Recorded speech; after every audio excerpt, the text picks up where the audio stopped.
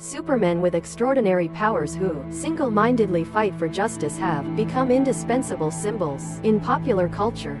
However, not all characters possessing special abilities are worthy of being revered, in many films have exploited the dark and complex aspects of such people, non-heroic superheroes, from those blinded by selfish, irresponsible hatred, to paranoid and psychopathic characters. The above works have challenges viewers' notions about the relationship between power and responsibility while also breathing new life into the genre that is almost a firestorm. In this video, join us to discover interesting films that break the superhero trope. Traditional heroes list prioritizes lesser-known movies, so we would like to ask permission not to include movies that are too prominent like Depot or The Boys.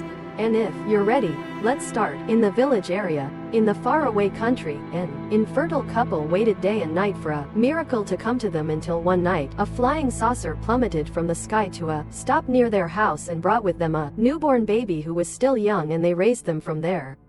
Teach the child with boundless love, and when he turns a year old, the lovely child will begin to discover that he possesses super strength, right? Many times there have been remakes of Superman, the strongest man on the planet in the DC universe. However, what if Superman does not want to help the weak against deadly threats but wants to dominate the entire world? That scenario became the premise that motivated James Gunn to direct the production of the movie Brightburn, where the superhero was ready to kill innocent people and throw a plane straight into his own house. In fact, at first, everything was okay. It's so bad because Brandon grew up like any other normal boy. He was polite, humble, intelligent, and loved his parents. After everything changed when he started having dysmenorrhea and discovered he could fly, he broke his classmate's arm and threw the lawnmower into the air. Under the lure of the flying saucer, Brandon became more and more terrifying. He quickly discovered the truth. He was just an adopted son and a messenger. His mission when he came to Earth was to destroy the planet San and become the supreme ruler of this place.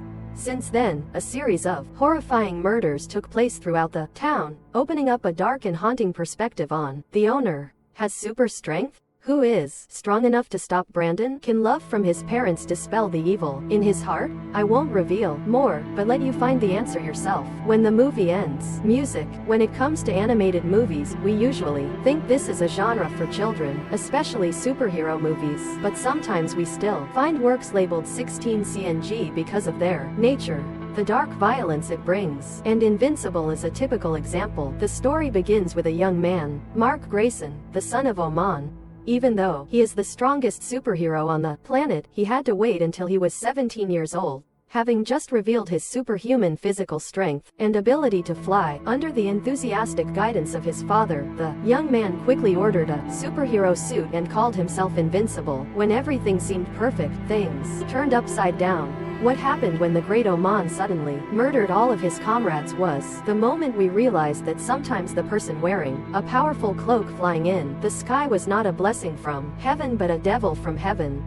Hell shows us an impressive villain who doesn't need to make the viewer agree or preach morality, as long as he has a strong enough ideal to make us feel scared. Besides, the work also reveals behind the scenes behind the work of superheroes are a series of destroyed cities, the dead and injured lying on the streets. In the end, violence, blood, tears, pain and regret are all we remember about Invisible. In that crazy madness, only the strong have the right to exist. Some people shook their heads in frustration at director Zack Snyder's chaotic 3.5 hours, but many viewers also called this a masterpiece of modern times. Although Watchmen was released in 2009, it received many mixed reviews, but it cannot be denied that it exploited the heroic image in a completely different way, following a group of retired Superman who one day were suddenly hunted by a force in the dark. The battle in Watchmen is not a battle of physical strength but a battle of ideals, whether killing millions of people to save the remaining billions is considered justice. Two good things are non-negotiable: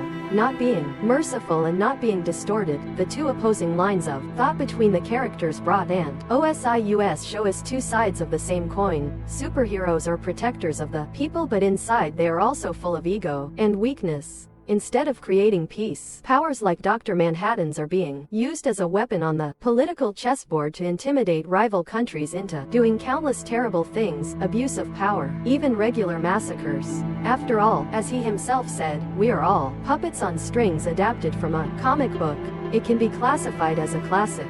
It is difficult to find a story about superheroes that is more philosophical than Watchmen, and whether you love or hate Zack Snyder's filmmaking style, I think this is a movie you need to see at least once in your life. Story that before making his mark with the Spider-Man movie series, Sam Raimi wanted to make a super movie scary story about Batman or the Shadow, but not licensed. It's not because the director created his own superhero with a dark role, and that was the birth of one of the films in the superhero genre. The most haunted hero of the 90s is named Dogman Peyton Westlake, who is a talented scientist specializing in research on methods to recreate his girlfriend, Julie, a lawyer who is passionate about his work. She has just found evidence of bribery. An official of tycoon Luis Zhao Jr. intended to appropriate a plot of land to build a building. Julie said that the deadly documents she held pushed the person she loved into tragedy while she was busy listening to Lisa's explanation of the plot.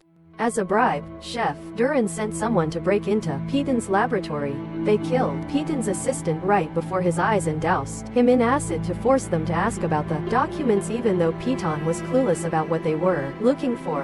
After achieving their goal, the villains blew up the house to destroy the corpses, but unexpectedly Pon did not die but was only severely burned to prevent him from dying of pain. Doctors were forced to amputate his brain. This accidentally increases Peyton's power because Anne is always in a state of excess adrenaline. Tries previous research on regeneration, also helps Hayden regain his appearance and even disguise himself as someone else for a period of time. However, the fact that he can no longer feel the touch of anything and the guilt of having a sunken face have made him gradually become more and more impermanent in the process of hunting down and taking revenge on those behind the crime. His character is poor, occasionally showing cruelty towards innocent people instead of portraying Patton as a superhero. Model Darkman focuses on the tear between humanity and hatred in him. After experiencing since then, the film has successfully created a tragic superhero model that has left a deep impression on comic book enthusiasts, but it's one thing to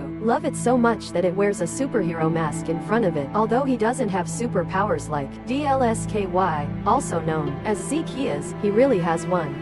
Of course, without possessing super physical abilities, going through the danger of being beaten to the point of death is a matter of life.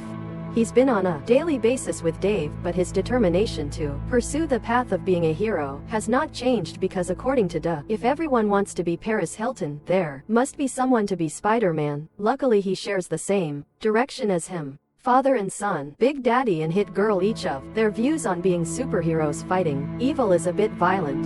Instead of arresting criminals and imprisoning them, they will kill them all. Both father and son will not be left alone. What's the point of wasting time showing tolerance to TNG or wasting time listening to bad people's presentations? Let's just give Tem a bronze pill first and then talk later. It's not too late. No wonder the first time we met, our page to house was scared. My face turned blue. Even though the violence is so violent, most of the audience believe that there is rarely a movie that makes them happy and satisfied at the scene of the villain being punished, not to mention extremely humorous. The strength of the movie also creates extremely interesting laughter. If you are looking for a movie about bloody and violent superheroes while still ensuring fun and humor, K is definitely a choice not to be missed. Anyone who hasn't been drunk a few times in their life but has super strength and catches robbers while unconscious is only Hancock, the superhero who can't do anything wrong if he saves a stranded whale. He'll throw it back into the ocean to crash into a sailboat offshore or to capture 3 anonymous bankers who are flying down the Hancock Expressway without hesitation, destroying half of Los Angeles. The sidewalks were blown away. A series of high-rise buildings collapsed. Public works suffered a series of damage. The cost of fixing these things is not small, but he just stopped as if it was nothing. In fact, if he obediently listened or if he behaves properly, it probably won't be so bad that he's rude and careless and shows contempt for everyone. No wonder the people hate Hancock and the government sees him as a thorn in the side that needs to be eliminated. Dewey only Ray and Bray, who is a good public relations guy, firmly believe in him and Hancock. Ray wants to improve his image in the eyes of the people so that they can see him as a real superhero and do whatever he wants. First of all, he had to publicly apologize for what had happened, and for a period of time he could consider reforming for the mistake he had caused. Without Hancock, the criminals were as happy as if they had caught gold and had to take advantage of the crime right now. Before the Superman, after completing his prison term, the crime rate increased rapidly, forcing the police to reluctantly release him so that he could eliminate fraud and violence. Will he change and become more drunk and destructive? I will not reveal more, but leave it to you. You can experience this work with 102 music for yourself. In contrast to the name My Mew, Peacemaker, the muscular man played by John Xa is more likely to kill and cause trouble than to create peace. He is a member of a suicide group. Squad, a separate series about the proverbial helmeted guy, is the quintessence of director James Gunn's filmmaking style. These are anti-heroes with psychological problems and silly actions that make us laugh out loud, but behind it is a sad story. After leaving the Suicide Squad, Peacemaker decided to create a new heart that was no less dangerous to overthrow a dangerous conspiracy. Along with that, he had to face his father. His toxic, conservative and extremist ideology. Journey of Peacemaker does not turn him into a hero. This title is far from suitable for someone who likes to talk with punches and punches. Everyone deserves a family, and James Gunn proves he's a master at pairing up the rogues, a hyperactive Virant, an eagle old boss Waller's suspended employee, her daughter and a female the spy is not too outstanding. They all form a team, where just completing the mission requires a miracle. Great cause of peace, humanity or ideals should probably be temporarily put aside. Peacemaker entertains us. The refreshingly obscene scenes and the excessive bloody violence make me laugh at PE. I laugh at his ridiculousness and his stupid actions, but sometimes we all understand that it's not natural for him to act like this. Frank is a middle-aged guy with an ordinary appearance who just had his wife leave him for someone else in the most desperate moment. He has the illusion that he is the one chosen by God to kill criminals. Destroyer is inspired by the Holy Avengers, saying that all it takes to become a superhero is the choice to fight evil. Frank donned a homemade costume and called himself I'm the Crimson Boat. Every day he hides in the streets waiting for crimes to happen in order to execute justice with a brutal wrench. Frank's targets are very diverse. There are those who sell fake drugs, but there are also those who, in most cases, his extreme behavior causes panic in those he helps. The media portrays Frank as a violent psychopath who is just one step away from mass murder. Audiences who watch the movie can't take him seriously like a superhero and just point out that this is a deranged guy trying to save the world. Later on, the atmosphere becomes more and more crazy, especially when there is the appearance of Lippy, a heavy girl, insisted on being Frank's assassin. However, along with the increasing level of gore, the dirt and filth gradually decreased to make room for dark philosophical questions about whether Frank was trying to save basic moral values. The two men are just one man who is powerless to take revenge on what the world throws at him and whether crime should be punished based on the consequences it causes or the evil soul of the person who committed it. Watching this movie will make you excited about its